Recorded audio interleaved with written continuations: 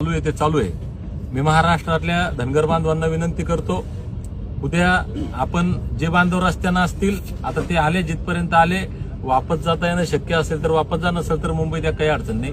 परंतु जे बांधव घरी आहेत ते उद्या मुंबईला येऊ नका, परवा येऊ नका। सोमवारी तुम्ही या ताकदीनं, सोमवारी सुद्धा आपला मुद्दा तोच कायम आहे। सरकारनं, मुख्यमंत्री देवेंद्र फडणवीस साहेबांनी जे आम्हाला वचन दिलंय त्याची पूर्तता करावी। ती मागणी मान्य होईपर्यंत मी मुंबई सोडणार नाही, माझं उपोषण सोडणार नाही, या मागणीवर मी ठाम आहे।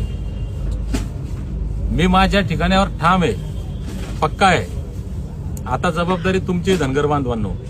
कालपर्यंत, आजपर्यंत परीक्षा होत्या, कालपर्यंत लग्न होते, उद्या गुढीपाडवा आहे, गारपीट झाली, पाऊस झाला, कोणाला ज्वारी काढायची, कोणाला गहू काढायचे, कोणाला हरभरा काढायचंय।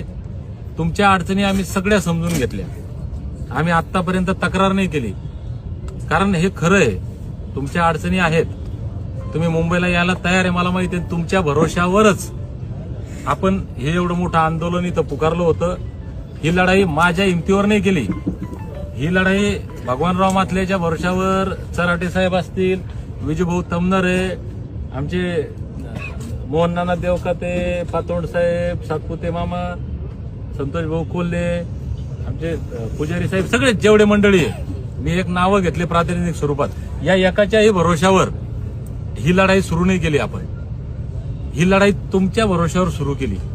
कारण मला माहिती आहे, जालन्यात तुम्हाला कोण 1 रुपया दिला नाही। याच्यापैकी एकाही लोकांनी तुम्हाला सांगितलं नव्हतं की तुम्ही गाड्या करून या।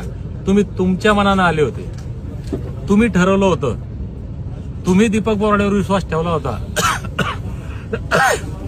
तुम्ही दीपक बोराडेवर विश्वास ठेवला आणि तुम्हाला असं वाटलं होतं की हा लढा आमच्या लेकराबाळांच्या कल्याणासाठी चालू आहे।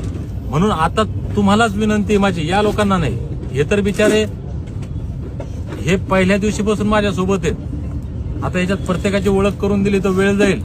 हे सगळे मोठे लोक आहेत, सगळ्या बाबतीत माझ्यापेक्षा वयानं मोठे, पैशानं मोठे, सगळ्या बाबतीत मोठे, चांगले घरं, हे फुटपाथवर झोपले ते लोक, यांना गरज नाही काही।